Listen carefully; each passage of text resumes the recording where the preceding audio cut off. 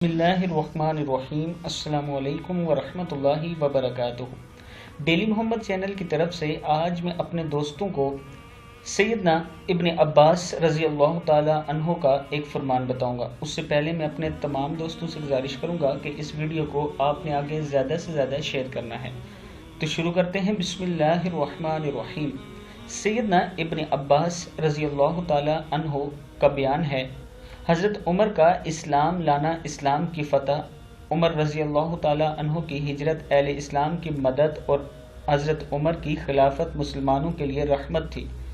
عمر نہ تھے تو خانہ کعبہ میں ہماری نماز اور طواف بھی نہ تھا، عمر آئے تو ہم بھی خانہ کعبہ میں آئے۔ کتاب کا حوالہ یہ نیچے موجود ہے، آپ دیکھ سکتے ہیں۔